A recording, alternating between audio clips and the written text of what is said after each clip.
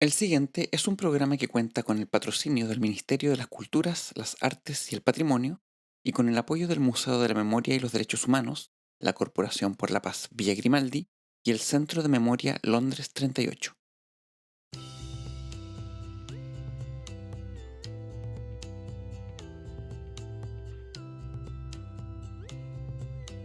En ocasiones, la historia suele ser ingrata, al dejar de lado a quienes, en vida, tuvieron un papel importante y significaron un aporte en sus respectivas áreas.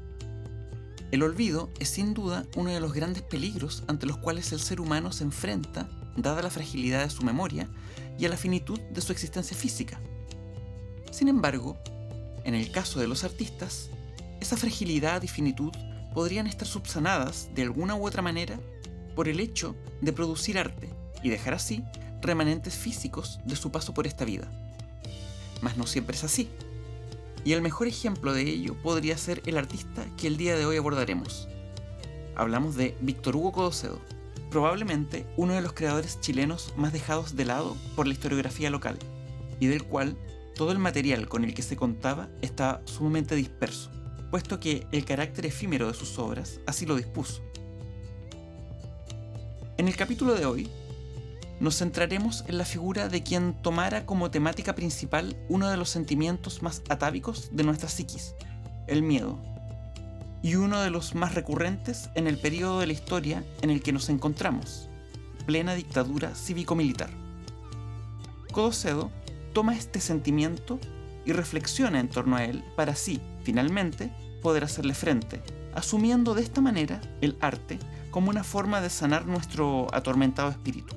Acompáñenme en este viaje en el cual nos sumergiremos en una de las producciones artísticas nacionales más interesantes del periodo y menos estudiada. Acompáñenme a analizar el trabajo de Víctor Hugo Codocedo en La Mirada Censurada, un podcast sobre arte en dictadura.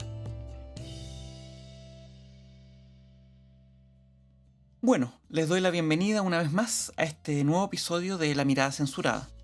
Como ya se los anunciaba en la introducción, quien nos convoca hoy es el artista Víctor Hugo Codocedo. Un artista que, debo decir, a mí me toca directamente, ya que lo vengo estudiando desde hace varios años. Esto debido a que hice mi tesis de magíster en Historia del Arte sobre su obra, por lo que puedo decir, con toda humildad obviamente, que todo lo que hoy se hablará viene de primera fuente. Y aprovecho de pasar el dato que todos estos análisis que se harán hoy se encuentran contenidos en mi libro De la Patria y otros horrores, una mirada a la obra de Víctor Hugo Codocedo, editado por Cuarto Propio el año 2019. Bueno, cerramos la sección autobombo e intentemos responder una pregunta fundamental para comenzar. ¿Quién fue Víctor Hugo Codocedo? Es necesario partir diciendo brevemente, y a modo de complemento de la introducción que recién hice, quién fue este hombre. Y para ello, un breve paneo biográfico no estaría de más. Codocedo fue un artista que inicialmente realiza estudios de arquitectura en la Católica de Valparaíso precisamente durante el año 73.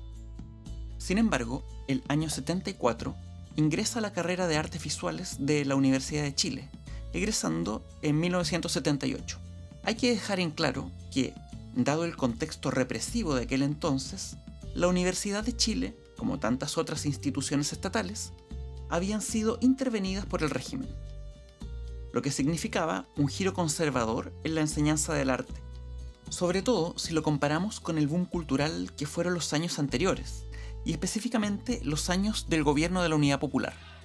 Por lo que, en ese sentido, a Codocedo se le considera parte de un grupo de artistas que comenzó a desarrollar sus inquietudes artísticas por fuera de la institución académica. Esto tomando en cuenta el tenor altamente político de muchos de sus trabajos. Fue parte de varios colectivos en los que pudo dar cabida a sus exploraciones plástico-visuales, como la Asociación de Plásticos Jóvenes, la APJ, o el colectivo Wurlitzer, siempre cercano, personal y conceptualmente, a lo que se entiende como la neovanguardia del arte chileno, y que la filósofa y teórica del arte Nelly Richard ha denominado como escena de avanzada, pero por otra parte también muy próximo a los pintores que terminaron conociéndose con el nombre de Generación de los 80. Tal es el caso de Carlos Maturana, también conocido como Bororo, de quien fue muy amigo. Hago esa mención para entender lo heterogénea que fueron las vinculaciones e influencias de Codocedo. Bueno, finalmente, su deceso se produce producto de un derrame cerebral mientras se encontraba en su casa un 27 de agosto de 1988, a la edad de 34 años. Ahora bien, centrémonos en su obra, dado que hay que recordar que este podcast, más que un programa de carácter biográfico, tiene por objeto hacer análisis de obra de los artistas, para así darles a ustedes las herramientas histórico-conceptuales básicas para que cuando se enfrenten a estas piezas logren entender los entramados de signos que los artistas utilizan para comunicar y puedan así decodificar el mensaje, que algunas veces, como ya lo he dicho antes, está más encriptado que en otras. Debemos tener claro que una de las características principales de la obra de Codocedo es su carácter efímero, es decir, obras que no necesariamente se pueden entender como un objeto concreto, sino que, en ciertos casos, son trabajos de gran envergadura, en donde se mezclan muchas cosas, no solo objetos físicos, sino proyecciones, música, ruido, luz y sensaciones ligadas a estos. O bien, en otros casos, simplemente acciones, con lo cual podría resultar más fácil entender la dificultad que presentó recabar los vestigios de su trabajo. De hecho, mucho del material que tuve que recopilar para mi investigación estaba olvidado en cajas metidas debajo de una cama, en closet, en las casas de amigos y de exparejas del artista, como para que se hagan una idea de lo complejo que fue el proceso de investigación. Y antes de seguir, imagino que muchos de ustedes puede que estén haciendo el aseo, ejercicio, cocinando, haciendo algún trámite en el banco. Bueno, cuando tengan un tiempo, métanse a la web victorhugocodocedo.cl y ahí podrán encontrar una gran cantidad de imágenes de las obras que hoy abordaremos y varias más. Bueno, en nuestro análisis de hoy vamos a centrarnos en la que se conoce como la serie de la bandera, la que es, con toda seguridad, el trabajo más famoso de Codocedo. Es con esta obra que durante décadas el artista fue conocido por las nuevas generaciones. Y la podemos considerar, por lo mismo, como su carta de presentación, por así decirlo. Es, de hecho, una obra que pertenece a la colección del Museo de Arte Contemporáneo de Santiago. O más bien, su registro fotográfico, que en este caso es indisoluble de la obra. Ahora bien, ¿en qué consiste este trabajo? La obra se compone de 3 acciones realizadas por Codocedo, en las que manipula la bandera chilena de distintas maneras. Es decir, se puede entender como un tríptico, una obra compuesta por 3 partes. Las 3 acciones son registradas cada una en una secuencia de 6 fotografías en blanco y negro. La primera acción tiene por título Entre la cordillera y el mar, o también conocida como Entierro, ambos nombres dados por el artista, realizada entre 1975 y 1981, lo que suponemos tomó esa cantidad de tiempo dado que implicó varias idas a la costa hasta finalmente conseguir el mejor registro posible. En ella vemos a Codocedo trazando una bandera chilena con sus manos sobre la orilla de la playa de Loncura, una localidad en el litoral central. Una vez realizada la acción y terminada la bandera, vemos en las últimas 2 imágenes cómo la marea borra el dibujo. La segunda acción se titula Intervención a la bandera, y en ella vemos a Codocedo tensando una bandera en un bastidor de madera con un martillo y clavos. La acción es desarrollada en una habitación con un muro blanco de fondo y fue realizada en 1979. Está registrada, tal y como la anterior, en una secuencia de 6 fotografías en blanco y negro. Y la tercera acción es titulada Repliegue, y en ella vemos a Codocedo en la primera foto con una bandera chilena extendida totalmente en el frontis del Museo Nacional de Bellas Artes, en Santiago Centro entre 1981 y 1982. Y en cada una de las imágenes se ve el artista doblando o plegando el símbolo patrio hasta hacerlo desaparecer y él mismo salir de escena. Pues bien, dicho lo anterior, y ya con las imágenes en sus cabezas, cabe preguntarse ¿Qué quiere decir Víctor Hugo Codocedo con estas tres acciones? Que, como ya dije, son consideradas una sola, pero que desmenuzaremos en función del análisis, una por una. Lo fundamental para entender qué es lo que el artista quiere decir es tener siempre presente la manipulación del símbolo patrio. Debemos entender toda la carga simbólica de la bandera, la que desde siempre, más que un trozo de tela o un dibujo en la arena, representa a la nación misma. En estricto rigor, una bandera nacional es el país que dice identificarse con ella, o más puntualmente, a quienes conforman la nación.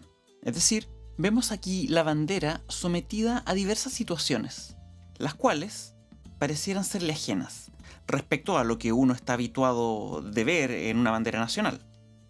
O dicho de otra manera, utilizada de formas y con fines poco ortodoxos. En la primera acción, vemos cómo ésta es hecha desaparecer por la marea, en un claro, potente y muy poético gesto en alusión a los detenidos desaparecidos tirados al mar. Esto ejecutado por los aparatos de represión del régimen dictatorial, la DINA y la CNI. De ahí que el segundo título de la acción sea Entierro, que hace referencia directa a esos sucesos aberrantes en donde la gente era hecha desaparecer sin dejar rastro. De la misma forma en que el mar borraba la bandera dibujada a la orilla. Podríamos decir, de hecho, que el mar actúa como una suerte de, entre comillas, sepultura natural. Con esto podríamos comprender de manera clara un elemento conceptual importante en este trabajo de Codocedo, que será una constante dentro de su producción: la pulsión de muerte. Es decir, aquellas energías psíquicas que nos llevan o nos hacen tender, como seres humanos, a un estado inerte o, en otras palabras, a la muerte. Un concepto del psicoanálisis, que, dicho sea de paso, era una teoría a la cual Codocedo era totalmente asiduo. Otro dato interesante de esta acción también sería el hecho de que es una obra que utiliza el paisaje como soporte para su realización, lo que se puede considerar como un antecedente en nuestro país de lo que se conoce como el land art, o arte del paisaje. Un tipo de arte que a finales de la década de 1960 empieza en Estados Unidos a hacer obras de carácter monumental, utilizando la naturaleza como el escenario y materia prima para llevarlas a cabo. Lo que haría de Entierro una obra precursora dentro de este género artístico en nuestro país, y que podría ser un referente para artistas chilenos que posteriormente utilizaron el paisaje para sus obras. Tal es el caso de Eugenio Dittborn o del poeta Raúl Zurita. La segunda acción que analizaremos será Repliegue, que, si bien no es la que le sigue en cronología, quiero tratarla a continuación por cuestiones argumentativas. Esto debido a que, al igual que en la acción Entierro, obedece a la misma lógica de desaparición del símbolo, obviamente de maneras bien distintas.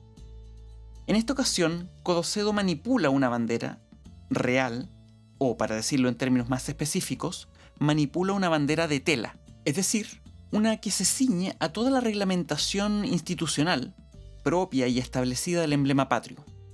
El gesto de plegar la bandera hasta un tamaño que permita guardársela en el bolsillo es decidor, ya que, con este, el artista vuelve a hacer referencia a la desaparición, pero en este caso, el hecho de que desaparezca por medio de ir doblándola podría remitirnos a la idea de doblegar, que etimológicamente comparte la misma raíz: doblar y doblegar. Y, entendiendo que doblegar significa someter a otro para que desista de algún propósito, y considerando el contexto represivo en el que Codocedo se encontraba, nos podría hacer pleno sentido. Quebrantar la voluntad de las personas era el propósito fundamental de la violencia de Estado. Es interesante mencionar también, y a modo de dato adicional, que plegar la bandera forma parte de un rito castrense funerario, lo que podría acentuar todavía más la pulsión de muerte con la que juega constantemente Codocedo en sus trabajos, como lo mencionamos en la acción anterior. en donde el borramiento de la bandera por la marea es en gran medida una metáfora a la desaparición de compatriotas lanzados al mar y tragados por este sin dejar rastro alguno hasta el día de hoy. Otro elemento interesante dentro de esta acción es el contexto físico en el que se enmarca. No es casual que el escenario elegido sea el Museo Nacional de Bellas Artes, dado que, con esto, el artista hace un link directo a la represión que hubo al mundo del arte y la cultura en general, y los efectos que dicha represión tuvo en este ámbito. Cabe señalar también que durante ese periodo se vivió lo que se conoce como el apagón cultural, fenómeno social que produjo una disminución considerable de la actividad cultural del país, al menos en los circuitos de carácter más mainstream, contrastando de manera evidente con el escenario vivido durante el gobierno de la Unidad Popular. Esto, precisamente, debido a las políticas represivas del Estado. El mundo de la cultura no fue ajeno en lo absoluto a ese fenómeno. Tanto es así que incluso fueron exonerados de sus cargos directores y decanos de universidades, como también directores de museos. Tal es el caso del Museo Nacional de Bellas Artes. Y en su lugar se pusieron personas simpatizantes o al menos respetuosas con el régimen dictatorial. Creo importante mencionar esto, dado que ayuda a ampliar los alcances de las lecturas que pueda llegar a tener la obra, puesto que deja en evidencia que esta también reflexiona en torno a la acción coercitiva que la dictadura cívico-militar tuvo no solo en el ámbito social y ciudadano vulnerando derechos humanos de manera sistemática, sino también en lo cultural. Y por último, la tercera acción, en donde el artista toma la bandera y la tensa en un bastidor. Es importante señalar que aquí vemos de manera clara esa manipulación poco ortodoxa del símbolo patrio a la que nos referimos hace un rato. Es decir, Codocedo toma la bandera para disponerla de una manera que, desde las formalidades institucionales, no es lo habitual. Lo hace, como dijimos, clavando sus bordes, con clavos y martillo, a un bastidor de madera. Esta acción, si bien fue la segunda en términos cronológicos, he decidido verla al último, por cuestiones básicamente argumentativas, como recién lo señalé, ya que, si bien podemos ver que sigue la misma lógica de las anteriores, sometimiento del símbolo de forma poco común, tiene una diferencia sustancial que creo que hay que verla aparte.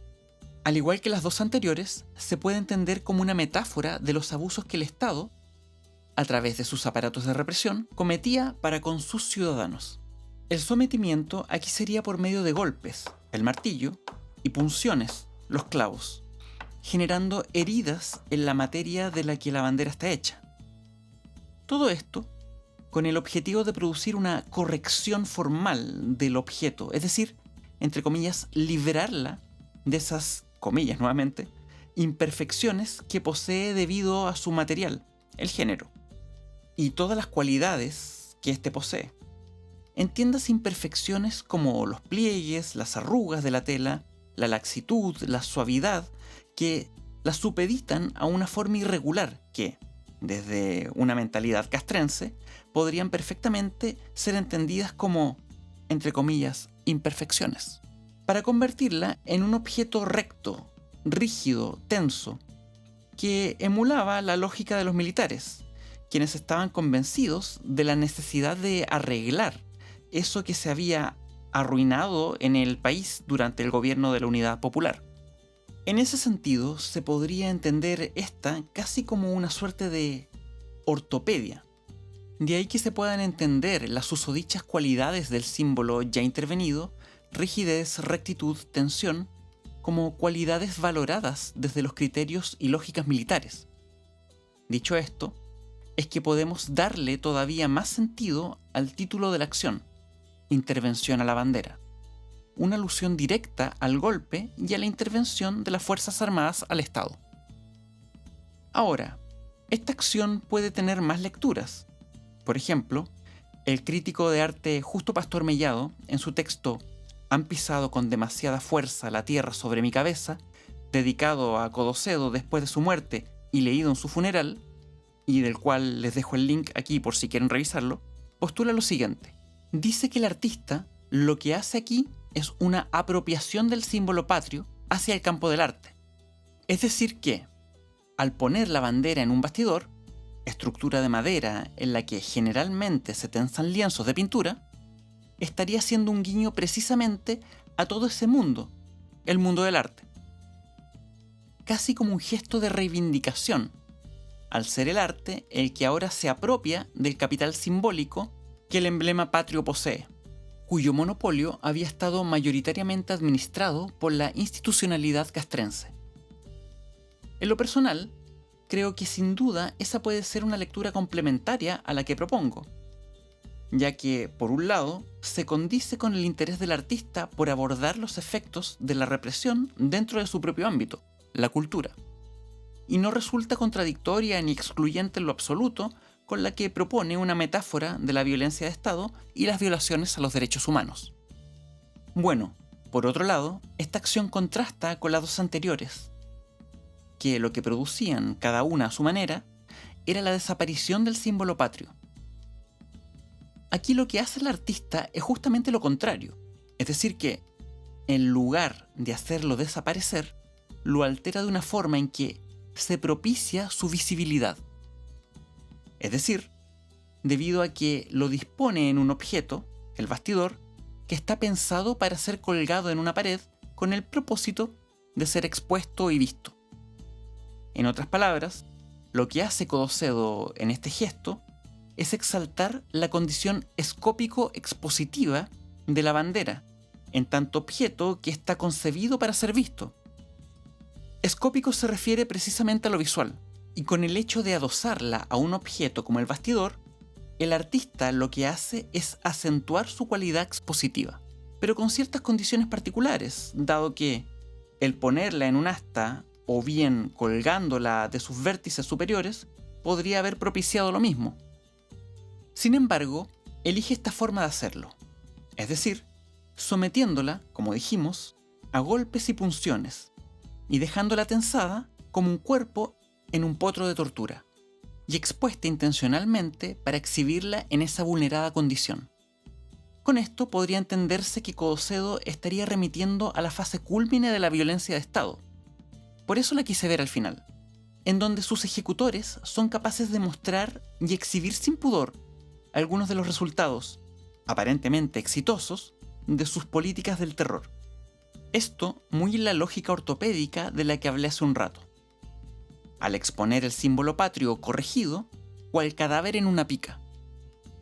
Es así que el artista busca denunciar la violencia sufrida por todos quienes fueron sometidos a las torturas y abusos del régimen, y luego dejados en libertad, para servir así de mensajeros del miedo y propagar lo más posible ese mensaje. Pues bien, en conclusión, podemos decir que la obra de Codocedo, tanto esta que hemos analizado hoy, como la otra parte que nos quedó en el tintero por cuestiones de tiempo, se mueven en gran medida, y en primera instancia, por un marcado impulso de denuncia ante la violencia de Estado cometida durante esos años por el régimen dictatorial, e igualmente por un afán de reflexión en torno a dicho contexto, en donde apelaba de alguna u otra manera a mover la conciencia del espectador, generando vínculos por medio de la utilización de una simbología que le fuera cercana a este, tal es el caso de la bandera nacional, para así generar un grado de empatía y eventualmente poder hacerle frente al horror ante el cual se encontraba. Es precisamente eso último lo que podría entenderse como fundamental dentro de la producción de Codocedo, darle cara al horror que se vivía en ese momento, dándole herramientas reflexivas a quienes contemplaban su obra. Ciertamente que hay muchas aristas que posee el corpus de obra de este artista y que no es posible abordar ahora, pero que si les interesó pueden profundizar el análisis con el libro De la Patria y otros horrores, en donde desmenuzo parte por parte los trabajos más importantes de este artista que, durante casi 30 años, fue olvidado por la historia del arte chileno. Ahora sí, me despido, les deseo lo mejor y espero encontrarnos en una próxima ocasión en otro episodio de La Mirada Censurada. Un gran abrazo. Chao, chao.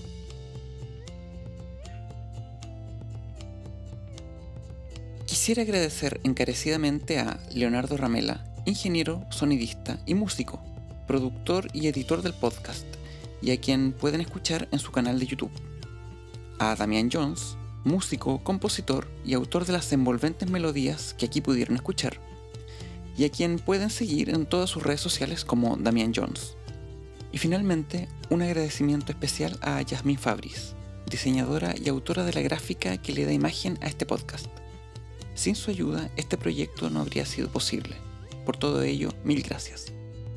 Y recuerden que me pueden seguir en Instagram, Facebook y Twitter como La Mirada Censurada para enterarse de los próximos episodios.